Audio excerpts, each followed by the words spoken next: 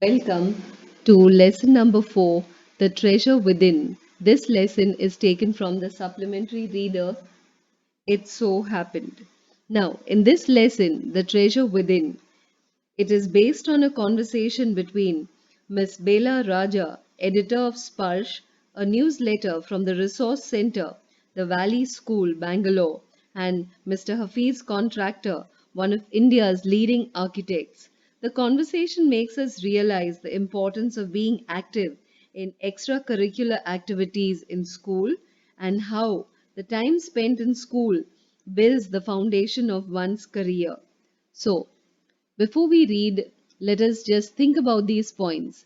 Every child is a potential achiever and is different from the other children in his or her style of learning and area of interest. Read the interview that follows. It's based on a conversation between two people, which we have already spoken about. Now, first of all, Hafiz Contractor was an unhappy schoolboy. He loved doing things but detested means hated mechanical learning. That means by rote memory. Mathematics gave him the shivers. He did not like mathematics one bit. What his principal once said to him influenced him very deeply. Now, Hafiz Contractor and Bela Raja. So, the short forms are HC and BR. I used to have this terrible nightmare. Only now, over the last 4 or 5 years, it seems to have disappeared. So here, contractor tells the lady that he used to have a terrible nightmare. Only since the last 4 or 5 years, that nightmare has disappeared. Then she asks him, "What nightmare are you talking about, and why do you think it has disappeared now?" So the lady asks him why that nightmare disappeared. He said, "I used to get continuous nightmares about appearing for a math examination where I did not know anything. Now the psych must have gotten over it. But I don't have to think about education and there is absolutely no time to get nightmares." So he replies and tells her that he used to get continuous nightmares without appearing for any maths exam. Now he said, "But my psyche must have gotten over it. My mind or my mentality has gotten over it, and so I don't have to think about education, maths, or even no time to get any more nightmares." Now, so she asks him, "Tell us something about your earliest memories in school." So Hafiz Contractor says, "In the first and second year, I was a good student. After I reached the third standard, I simply lost interest and I never studied. I used to be interested in games, running around, playing jokes and pranks on others. I would copy in class during exam time. I would try to get hold of the examination paper that they had prepared and study it, and as I could not remember the things that had been taught to me in class. However, later, one sentence spoken to me by my principal changed my life." So he's telling, Hafiz Contractor is telling about his life as a student. He says in the first and second year was very good, a very good student. But when he reached to the third, he simply lost interest, and after that, he never studied. But he was more interested in mischief, in playing games and running around and, like, practical jokes on people and pulling their legs. He would copy in class. He would try to get hold of the examination paper that had been prepared and study it. And he could not remember anything that was taught in class. But one particular sentence spoken by his principal changed his life. He said that when he came to the 11th standard, the principal called him one day and said, "Look here, son, I have been seeing you from day one." That means he told him that I have been watching you. You're a good student, but you never studied. I have taken care of you till today. He says, but now I can no longer take care of you, so you have to do it yourself. And he talked to Hafiz Contractor for 5 minutes. He said, "You don't have your father, your mother. They all have worked so hard to bring you up and paid all your fees all these years, but you have only played games." He says, "Now you should rise to the occasion and study. I used to be a very good sportsman. I have been the senior champion for so many years, and I was also the cricket captain. I used to play every game, but that year I did not step out onto the field." So, here what we can see is that Hafiz Contractor studied in the first and second standard. In the third standard onwards, he lost interest and he only decided to have a nice time. He, was very mischievous and did all kinds of naughty things.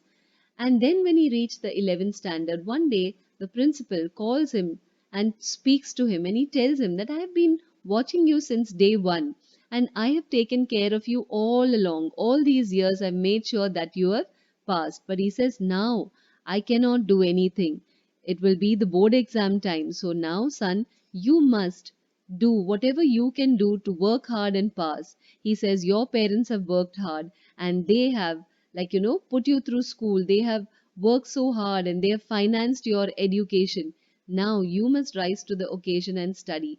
And Hafiz Contractor was a very good sportsman. He was a senior champion, he was a cricket captain, he used to play every game. But after listening to what his headmaster had to say, he did not step out onto the field. He would go for prayers and all he would do was eat and study. I normally used to copy and pass, but I realized once I was in the SSC, I could not do that. So when I got a second class 50% in my SSC, my principal said, son, consider yourself as having got a distinction. This is my memory of my school days. What a positive attitude that headmaster had in spite of his naughtiness, in spite of his mischievousness, and in spite of all the things that he did was wrong. But the headmaster had a very positive outlook and he encouraged him to work hard. So, I did a lot of other things. See, as far as my things are concerned, I can't remember. I forget things very easily. To remember, I have to see things as a photograph. So, when he looks back at his life, he says that in the 10th standard he got 50%, but his principal told him, you consider this as a distinction. So, he tried doing many things, but he didn't have a very good memory. Let us continue reading further. I read a book and I can remember the matter as a photograph, but that is not through my mind. That is how it works. So that means he didn't have a good memory for written stuff. But if he could memorize things like, thinking of them as a picture, then his memory really worked well. So Bela Raja asked him, when you were in school and you were doing badly, did the teachers pull you up and how did you feel about that? He replied, I had never felt anything on being pulled up. That means on being scolded. I used to be so interested in playing, I would receive a caning. That means he would get a beating every week. Then she asked him, when you knew you had incurred the wrath of your teacher by not doing your homework or behaving badly, when you knew you would get a caning, what was the state of your mind? So, Bela Raja asked him again that how is it that when you knew your teachers were angry, you were not doing your homework, and you were getting a beating, still, what was the state of your mind? State of mind? Just lift up the hand and they would cane you. It would hurt badly, and then I would have to forget about it. So, because of that, he would go out and play. So she asked him, you never felt insecure or threatened? He said, no, I was just interested in playing and nothing else. I was also most interested in funny pranks and pulling people's leg. One day I didn't want to study, so I created a distraction. For one whole hour, we played chore police. Every Saturday, we were allowed to go into town to see a movie. So, what I would do was have no lunch, collect money from 40 to 50 students, and run and buy the tickets. On my way back home, I would eat to my heart's content. I used to be the leader of a gang. So he tells, Hafiz Contractor tells Miss Bela Raja how he had a nice time, how he would play the fool with other students. And like if he didn't want to study, then he would distract all the other students and play chore police. And every Saturday, since they were allowed to go to town, he would go and watch a movie. He would round up all the students and collect money from them and go and watch the movie. And on the way back home, he would eat to its heart's content. That means till he was satisfied. I used to be the leader of a gang. We would have gang fights and plan strategies. These things used to interest me more than any academics. So he also said that he was the leader of a gang and then they would fight a lot and they would plan different kinds of strategies, and that used to interest him much more than any academics. Students used to book my textbooks for the following year because they were brand new. He'd hardly use them. I probably opened them one day before my exams, and that's why they were in such good condition. Then Belaraja asks him, how did you get into the field of architecture?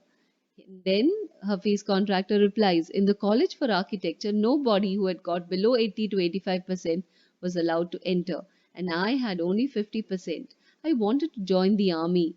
I got my admission letter, but my aunt tore it up.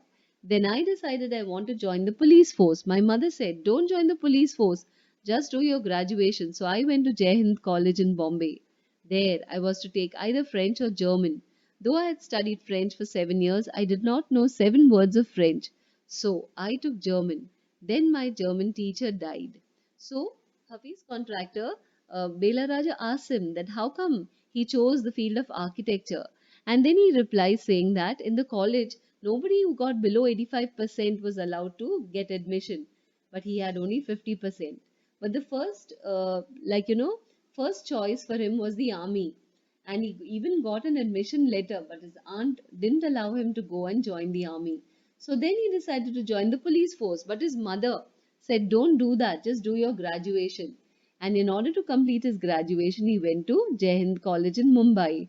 There, he was to either take French or German, and he studied French for 7 years, but he didn't even learn 7 words. So he decided to learn German. The German teacher died. The college told him that he could change the college or take French. Now, who would give me admission in another college? So I got admission to Jai Hind by influence. So I thought, okay, I will take French, and I started learning French again. I learned it from my cousin. She was an architect's wife, and I was going to an architect's office to learn French. Was it then that you decided you wanted to do architecture? And so the contractor replies, actually, it all happened quite by chance. That means it just happened just like that. He had not planned anything. In the architect's office, I saw somebody drawing a window detail. A window detail is a very advanced drawing. I told him that his drawing was wrong, that the window he had drawn would not open. He then had a bet with me and later found out that indeed his drawing was wrong. My cousin's husband was very surprised. He asked me to draw a few specific things, which I immediately did. He asked me to design a house, and I designed a house. After that, he told me to drop everything, to stop everything, and join architecture. So, when Hafiz contractor, had he couldn't, the German teacher died, so the college told him to learn French. And in order to learn, since he wouldn't get admission in any other college, he decided to learn French once again. And in order to help him out with it, his his cousin's wife, she was an architect's wife, his cousin was an architect's wife, and he decided to go and learn French from her. So he says what happened by chance. He was in the architect's office, and somebody was drawing a window detail, and when he saw that, he knew there was something wrong, and he told it to that person. That person bet with him and said, that he had a bet with him, and then at the end of it, the man found that he had indeed been wrong and contractor was right. So his cousin's husband was very surprised. He told him to draw a few things and then asked him to design a house. He did all that, and so he told him that you're so good, leave everything and come and join architecture. So they went to the principal of the college. The principal warned me, I will not allow you to take part in the entrance exam, but if you do not do well, I will not allow you to join. I got an A plus in the entrance exam, and from that day it was a cakewalk. That means it was very, very easy. I have never known what a section was, but I knew if you cut a plan, what it would look like. I stood first class first throughout after that. I believe that all this understanding came from what I used to play and do during school. I had a friend called Behram Devecha. We used to have competitions between us for designing forts, guns, and ammunition.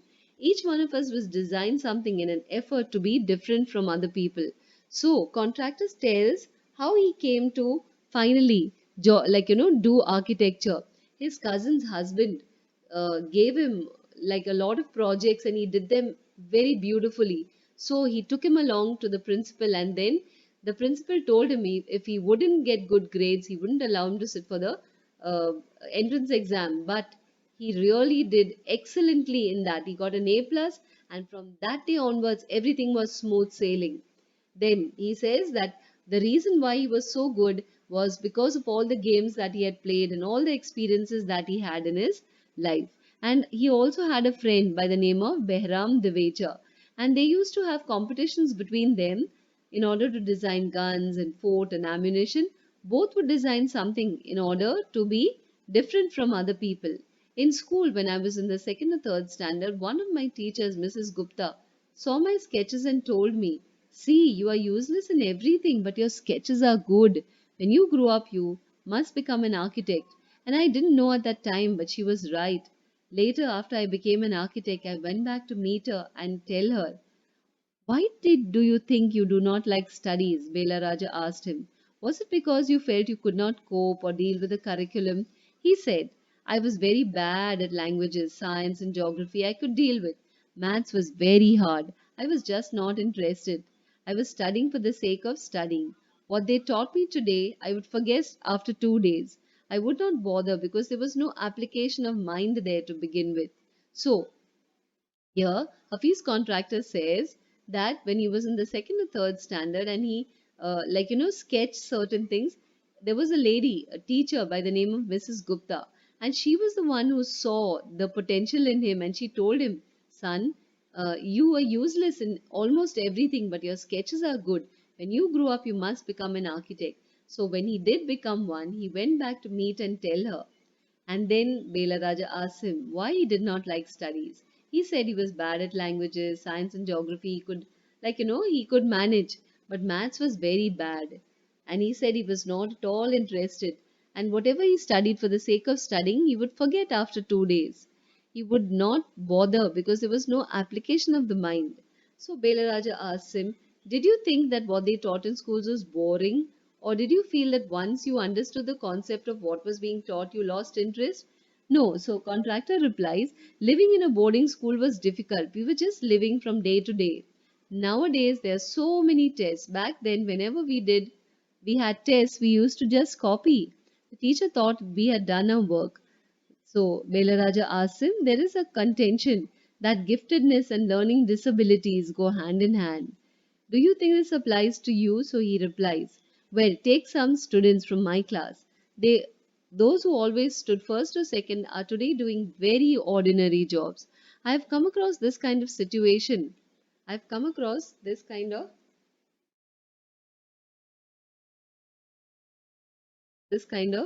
situation in so many places where people tell me that their class toppers are doing very ordinarily today." But Hafiz contractor said, "In school, I think living our lives there made us street smart. I have learned more by doing what I did on my own than what academics would have taught me. And that is because the personality and skills were there. You were able to find expression in a manner in which you were comfortable with, and you defied every rule so that nobody would stop you from doing what you needed to do." And contractor replies and says, "Yes, I was more interested in other things. If, for example, in class it started raining, I would think of the flowing water and how to build a dam to block it. I would be thinking about the flow of water within the dam and how much of water the dam would be able to hold. That was my interest for the day." So, while others were doing, learning by rote memory, Hafiz contractor was trying to, solve things in his own mind. When the students lost a button while playing or fighting, they would come running to me and I would cut a button from them from chalk and using a blade. Discipline in the school was very important, and no student could afford to have a button missing. The student would get past dinner with a full neat uniform, and after that it did not matter. So he tells about how he helps other students. They would, come to him for help when they lost a button, and then he would, help them out. Coming to the present, how do you decide as to what kind of structure you want to give a client? So contractor replies, "I look at the client's face, his clothes, the way he talks, the way he pronounces, the way he eats, and I would know what his taste would be like.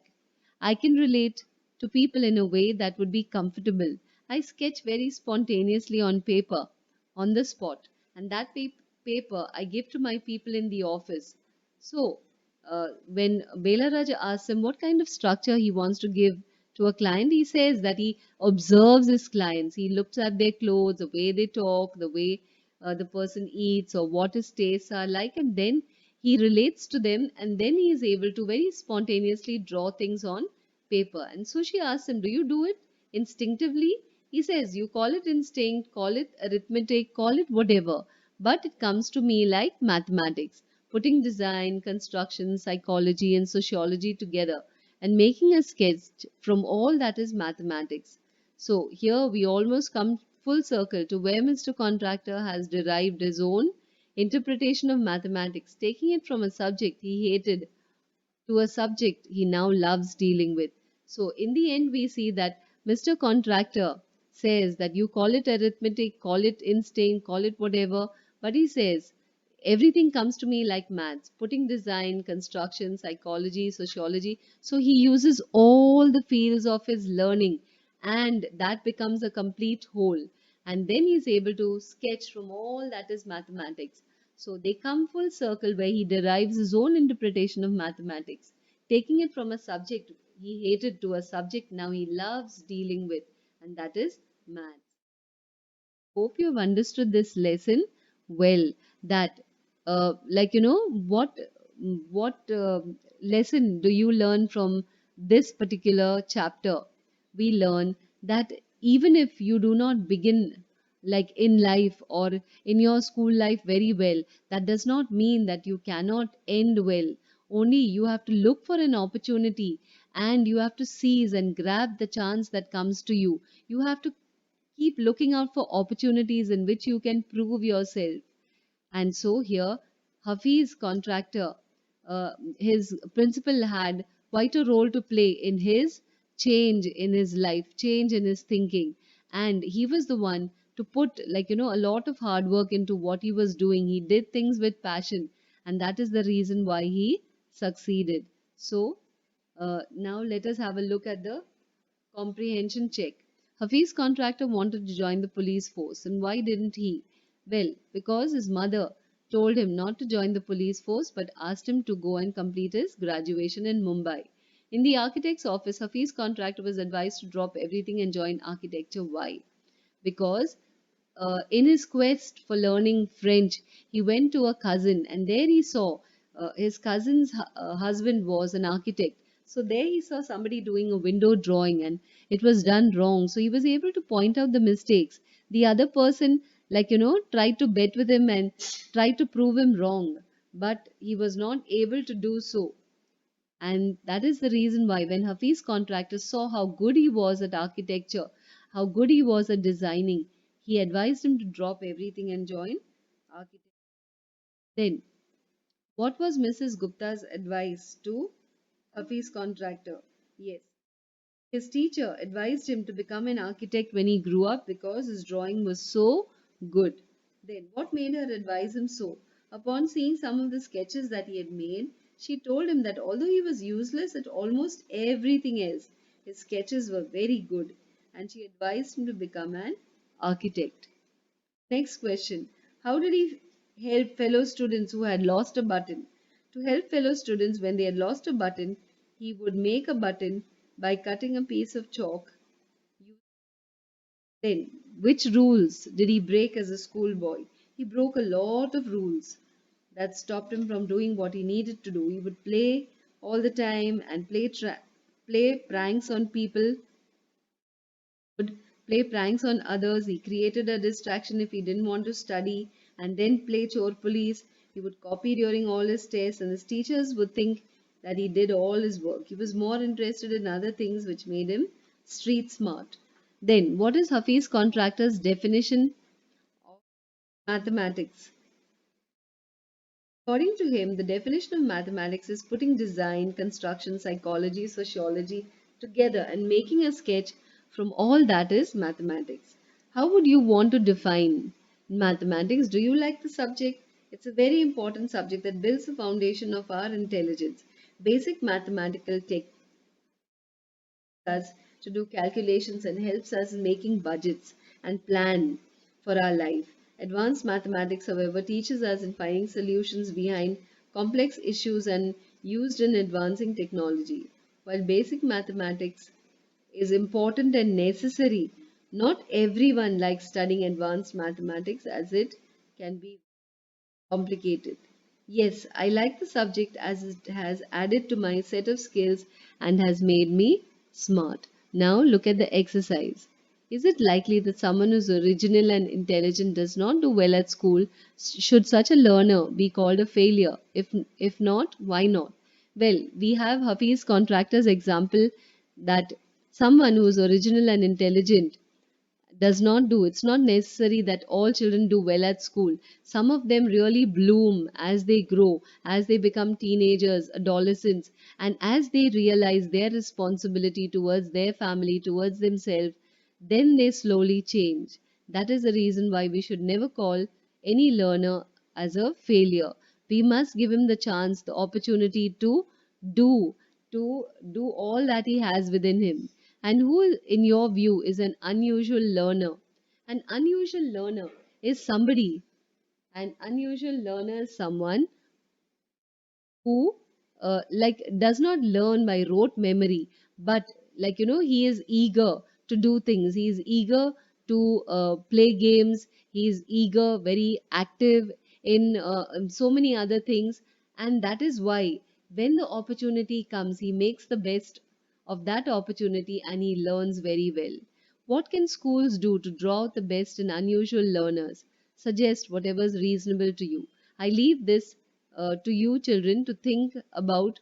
That you can think about some of your friends, those who were not very good at scholastic at studies, but yet they have done well. So you suggest what seems reasonable to you. Now let we have something to for some food for thought, something to think over. The only disability in life is a bad attitude. Yes, if your attitude in life is good, it doesn't matter whether you're good at studies or not. If your attitude is good, you will be able to overcome any problem. You will be able to overcome any problems and situations and circumstances in life. The second thing, cooperation is doing with a smile what one has anyhow has to do. Yes, this is very true. Cooperation is doing with a smile. Now, suppose you have to study, you have to do your work, you have to, read the textbook and you have to write your question answers. You can grumble and do it, or you can do it with a smile. But grumbling and doing it will make you feel very tired.